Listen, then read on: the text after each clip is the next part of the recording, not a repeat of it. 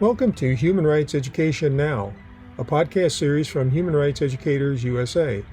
I'm your host, Bill Fernikes, a member of the National Steering Committee of HRE USA, a collaborative network to learn, teach, organize, advocate, and innovate for human rights education in the United States.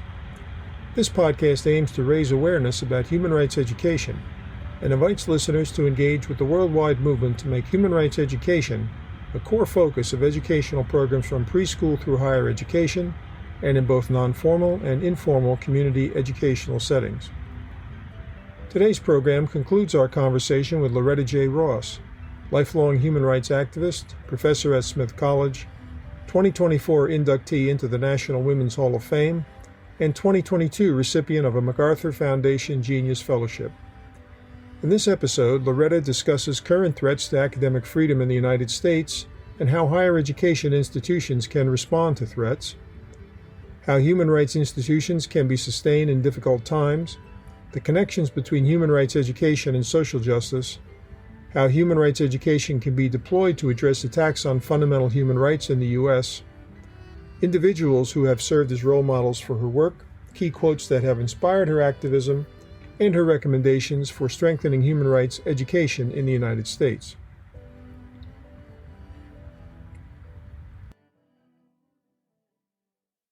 Now, you are working in higher education at Smith College. You may have seen that today the current administration has now frozen funding for Northwestern and Cornell as well, adding to the list.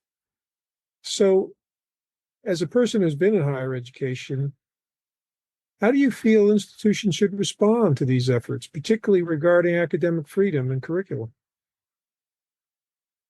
The course that I teach at Smith College is called White Supremacy in the Age of Trump. I started this course in 2016 when I saw Trump come down that golden escalator. And I was asked by Hampshire College, which hired me at the time, what course would I like to teach? And I think they expected me to teach reproductive justice since I had co-founded the concept and worked in that field for such a long time. But I chose to teach about white supremacy because of my experience in the 1990s fighting hate groups and white supremacy. And I felt that that particular specific set of knowledge would be very valuable right now. And I wish I had been proven wrong. I really wish I had been proven wrong. I would have rather been wrong to have Trump back in power right now. So the first thing that I teach in our Lead to Academic Freedom is to make a conceptual separation between white supremacists as an ideology and whiteness as an identity. Because without that foundational separation, one will assume that all white people are white supremacists and that all white supremacists are white, and that's not true. Neither. Whiteness is just a made-up social construct, like blackness is. It's just something that people in power assign a hierarchy so that they can exploit the hierarchy. It has nothing to do with the fact that we're all biologically cousins to each other. And so when it comes to academic freedom, when you study fascism, the first thing that you realize is that they are compelled to attack critical thinking because they cannot manipulate people who are not easily duped. They have to attack knowledge because their only currency is lies. And if you can debunk those lies, they will not have or hold on to power. They have to assault memory so that they can erase our knowledge of what has gone on in the past so that they can repeat it. They have to attack connections to each other because they can only build a power base by denying human interdependence, by pitting one group of people against each other. But the way I put it in my book is that we who do human rights work, we actually have a winning hand because on our side, we've got truth, time, evidence, and history. On their side, they only have lies and violence. And so I believe that those existential forces cannot be defeated by fascists. I really don't. And that's why they have to lie and manipulate. And so their attack on academic freedom is necessary for the achievement of their goals. It's not just a bug, it's a feature. They must attack academic freedom. Every authoritarian regime has done so. So it's as if they all come from the same playbook. You can study Hitler's first 53 days to see what Trump has done in 90. Mussolini and any other, Viktor Orban, et cetera, et cetera. And so our task is not to be surprised, but to be prepared. Because we in academia have the benefit of knowledge and critical thinking and history. And our job as academics is to teach that to young people so that they're better prepared to teach the forbidden knowledge while we can, because the window for when we will be able to is quickly closing. But at the same time, I do not believe these opponents of human rights have the power to permanently bury truth, evidence, and history. And most of all, they don't have the time because time does move forward, not backward. So that's an interesting idea that we have in academia or in the civic space options that we can use that don't lead to despair and things of that sort. And so one of the things that I'm asking you about here is it's important to think about institutions as well. So how would you recommend to people who are involved in human rights work to strengthen their own institutions since you've been involved in them for so many years? That depends on the situation of the particular institution, because some institutions are more vulnerable than others. State supported schools are far more vulnerable than private colleges. Rich private colleges are less vulnerable than poor private colleges. So you can't have a one size fit all strategy for all institutions, for all academic institutions. But I think the overarching strategy should be something borrowed from the organized community organizing world. And they call it the block and build strategy. The block part is where you hold the line on the achievements you've already attained. And so you do have to come to defense of women and gender studies, LGBT rights, racial justice, ethnic studies, all the things that are on Trump's forbidden word list. You got to come to defense of that. Because if you don't, all of that will be lost. All of that 20th century progress will be rolled back to the 19th century and further back. Also, with the assault on science, I think they're being pushing us back to the dark ages with that. Even the 19th century is too recent to talk about belief and faith over science. But the build part is where you're trying to advance new thinking and new strategies. Now, the precarity of our situation now is that we're eager to build, but we can't forsake the priority of blocking. Right? And if you try to do both at the same time, you're going to fail at both. So the situation is rapidly evolving and will change. So my advice to academic institutions right now is to do whatever you can to block. Now, I get questioned a lot about, well, when do you stand up for this? When do you speak up for this? When do you talk about this? I just had a conversation a few hours ago about someone wanting to put a statement about Palestinians in a report that had nothing to do with Palestinians. And I cautioned them against it, not because I'm anti-Palestinian or don't have a critique as a human rights activist on global affairs or anything like that, but because it is analogous in my mind to how, as a descendant of enslaved people, we had to operate under slavery. We had to resist without making public statements of resistance.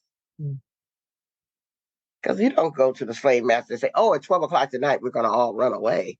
That's not how you do it. If you actually want to get away. And so I would say that our blocking strategy has to be done subversively at this time, because public statements of resistance are going to sabotage your overall strategy right now. And it just doesn't seem strategically wise to me.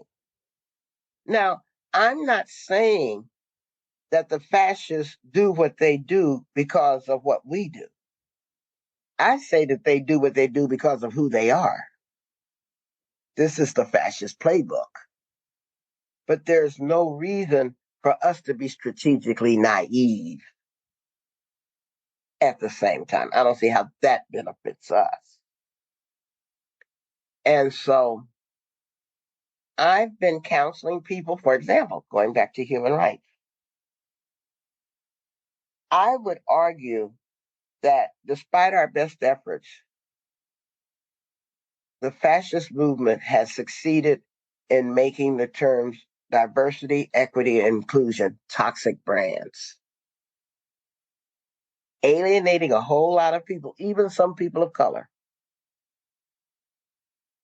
It's the same way they've made immigrants a toxic brand, so that they even get immigrants to oppose immigrants. These things are what they have successfully pulled off. I have to give it to them for that. And we've been playing defense for far too long. Not just that defense is not necessary or worthy, but it has not been effective. I've been advising every DEI office that will listen to my voice that we need to make a pivot to human rights. Instead of having a framework for justice based on identity categories, why not have one based on universal inclusiveness? Because every human being has the same human rights.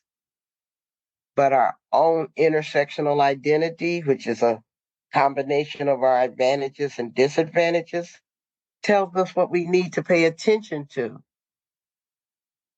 The way I explain it in a human rights education mode would be to say every child has a human right to an education, but a blind child will need her books in Braille. It's not that that blind child has special rights, like they accuse Black people, queer people, trans people, women, all of demanding. She has special needs that make her vulnerable. And we have to attend to her special needs so that she can enjoy the same human rights as the sighted children. If I'm Black, I have special needs that make me vulnerable that a person who doesn't have a Black identity is not subjected to. If I'm a woman capable of becoming pregnant, I'm going to have special needs that a person not becoming pregnant is not going to be exposed to. On and on and on. If I'm a white man living in a rural area that doesn't have internet access, I'm going to have special needs that a person living in an area with digital access won't have. So you look at each person's combination of vulnerabilities and advantages and bring them into that human rights fold so that they can see that we take their pain as seriously as we take our own. And if you pivot to human rights and that inclusive framework, then it achieves another couple of goals. First of all, it puts our opponents on the defense because they now have to explain why they're opposed to human rights, which is a different set of optics when you can start talking about, well, I'm opposed to affirmative action. That's totally different. Secondly, after 75 years of human rights, we have a whole body of treaties, conventions, covenants, norms, and standards that cannot be underdone by presidential fiat. No matter what Trump claims he can do, he can't undo Article 6 of the U.S. Constitution by himself, which says that treaty law is equal to federal law. He can't summon even 66 senators to unratify the ratified treaties. He can't do it. All right. And so it gives us a much firmer foundation in which to beat back fascism than simply the defense of DEI does. And so I think it's a strategic pivot that could pay inordinate dividends. And I think our whole human rights movement was designed for this moment. Well, it sounds like what you're really saying at its most essential core is that human dignity must be the foundation of our interactions going forward. We must maintain the human dignity of all people. Absolutely. That's a given in human rights understanding.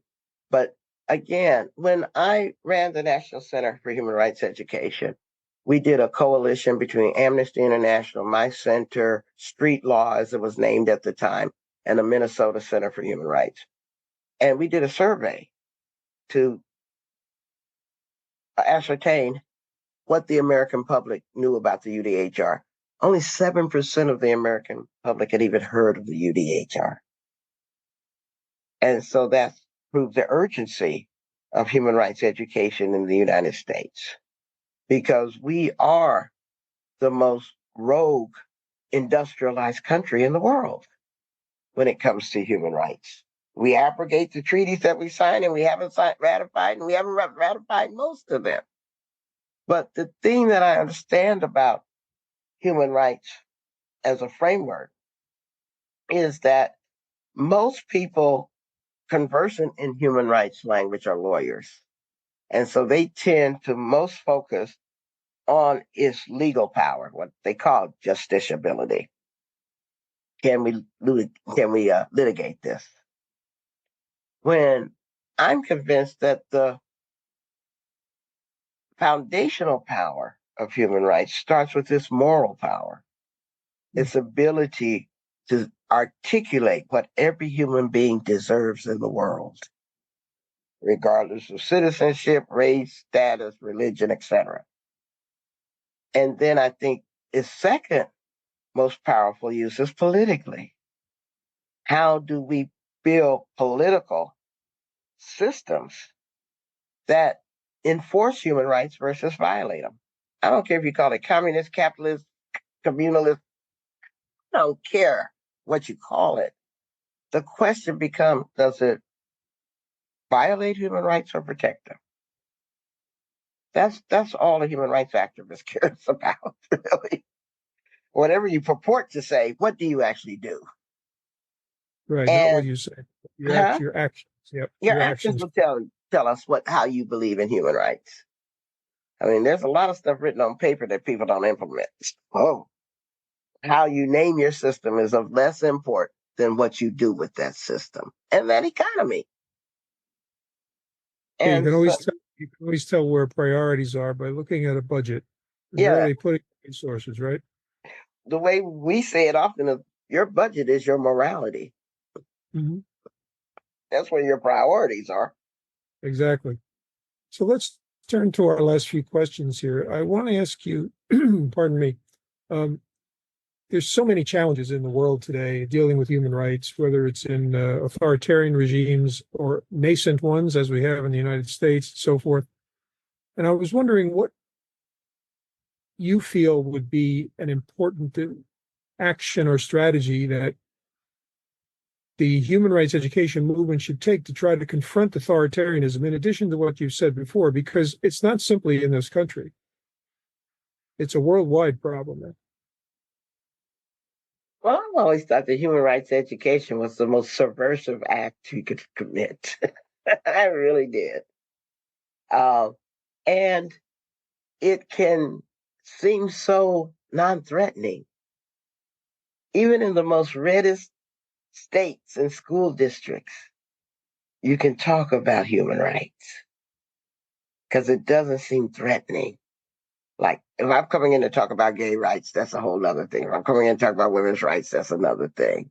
But when you can show that you're coming in to talk about human rights and how inclusive it is, and you're talking about teaching people how to become more rather than to own more as a statement of their humanity, you can get some very surprising support from the most unexpected places. And I've learned that in my 10 years of doing human rights education. And so I think Elie Wiesel said, there may be a time you can't stand against injustice, but there should never be a time you fail to speak out against it. And that for me is human rights education. We may not have the courts in our favor. We may not have the politicians in our favor. We may have a whole lot of people who are afraid right now, legitimately so. There's a lot to be afraid of. But there's never a time we can't tell people what their rights are. And so it is that implacable force, like a rising tide, that no matter how determined they are, they can't keep it out. It's like keeping back the sea with a rake. And what I found, not to sound cynical, but Upendra Backstreet said this to me once when we were working together. A fabulous human rights educator from India, Upendra is. And he said, those who have the least in life need the most from human rights. Just keep that in mind, Loretta. The people who are most resistant, are cynical, are naysaying the concept of human rights, are the ones who are most protected from having their human rights violated. Did you notice that inverse, Loretta? It's the privileged people that don't believe in human rights. The underprivileged, they believe in them the most. So keep that perspective always. And I found that out when I first started the National Center for Human Rights Education. We were offering free classes every Wednesday night at our local library, just to social justice activists. Without any effort on our part, homeless people would get a copy of the UDHR and show up on those Wednesday nights. We didn't have any special homeless outreach or plan, but word of mouth told homeless people.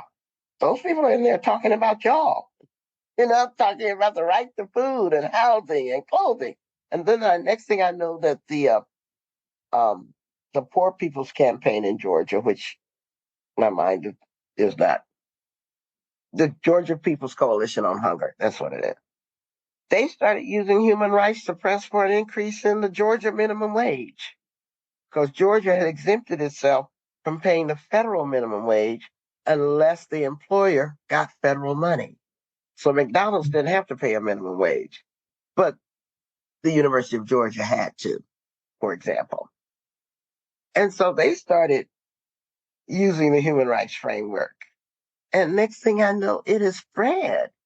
And so it is a very, very powerful idea, giving people hope through human rights. And they succeeded in getting the Georgia minimum wage raised. And by the way, I was witness to this, so I don't even have to get this secondhand. At the time, the director of the Southeastern office of Amnesty International was Jamal Baraka, and he arranged for the Amnesty Secretary General Pierre Sané to visit the Georgia People's Coalition on Hunger. And after we had the meeting, I happened to be invited to the meeting. So after the meeting ended, Pierre Sané was standing in the parking lot talking to Ajamo and me. And Pierre said, you know, Amnesty is going to have to start talking about economic, social, and cultural rights too. You're expert in human rights. You know how historically the traditional human rights organizations only focus on civil and political because of the Cold War split, right? So when I saw how a marginal movement could affect the center, and Amnesty, by most definitions, was the center of the human rights movement at that time in the 1990s, it gave me so much hope. It gave me so much conviction that we were on the right path. And then shortly after that, Amnesty started talking about economic, social, and political rights. Then the women's movement started saying women's rights are human rights. And next thing you know, Amnesty was talking about rape and violence in the former Yugoslavia as a human rights right. I mean, it's just human rights always start, as Eleanor Roosevelt said, close to home and grow up. It's never top down. And to see that proven over and over and over again in my life has been so satisfying and so affirming. So let me turn to our last three questions, which I ask of every person on the podcast. The first one is, who would be the most influential role model for your work in human rights education? That could be someone who's with us or who has passed on. Oh, it'd have to be Shulamith Koenig, the mother of human rights. I mean, Shula was a irrepressible, sometimes impossible, very inflammatory and passionate woman. But she put her heart and soul and her fortune into building human rights education projects in 22 countries. So if there's anybody who's influenced the field of human rights education more, I can't name who they are. Even though she got on all of our nerves, because she was a child of wealth and privilege from Israel. And so she had the unfortunate mannerisms of that. And yet you had to see through her exterior to look at her heart. And her heart was always in the right place. But then she would always say stupid, nobody understands human rights education right. Because she wanted to police the boundaries, but hey, there's many pathways to the mountaintop. Right. So the second question is, what quote most effectively sums up your view of the importance of human rights? What quote? I've already bought in Eleanor Roosevelt and Shula and C.T. and you bought in John Lewis. I had to think.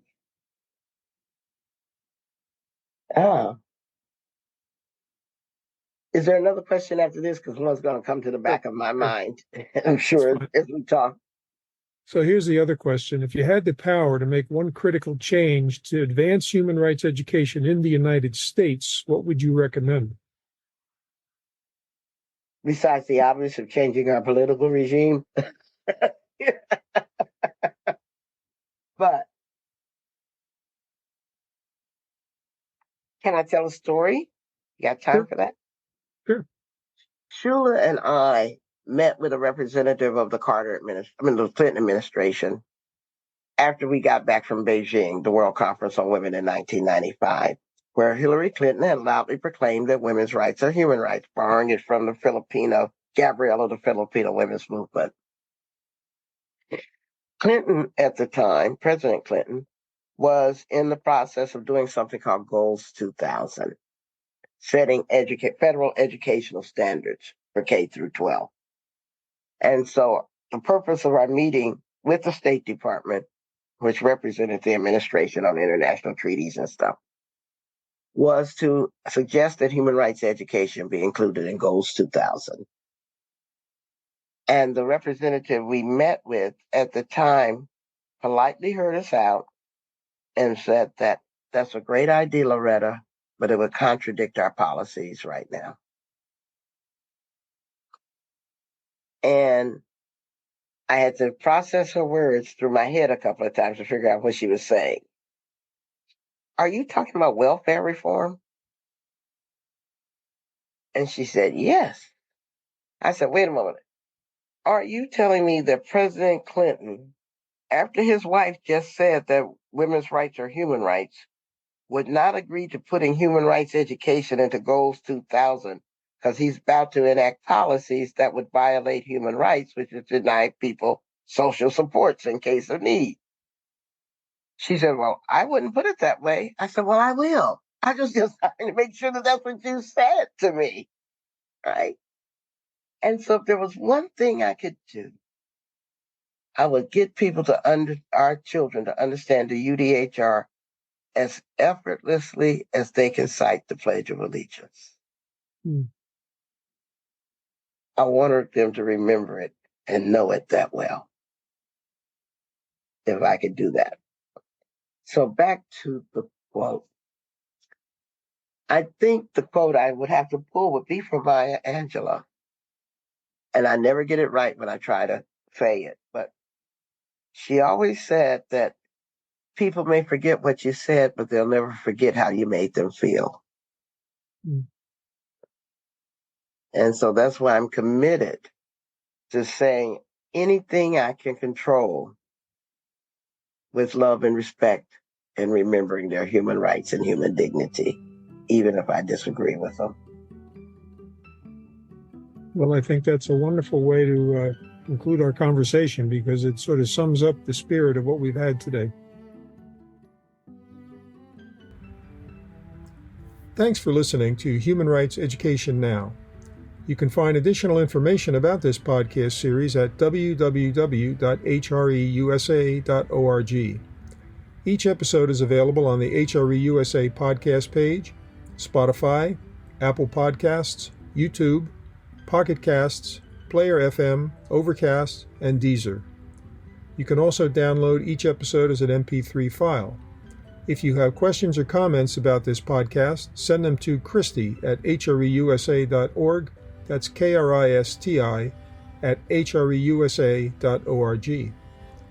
Our podcast team includes producer and editor Bill Fernikes, executive producer Christy Redelius-Palmer, editor Elizabeth Schwab, sound designer and project manager Sabrina Sanchez, communications and public outreach coordinator Tia Hins, and production coordinator Jasmine Chizu Gota. Human Rights Education Now is a production of Human Rights Educators USA, a project of the Center for Transformative Action in Ithaca, New York.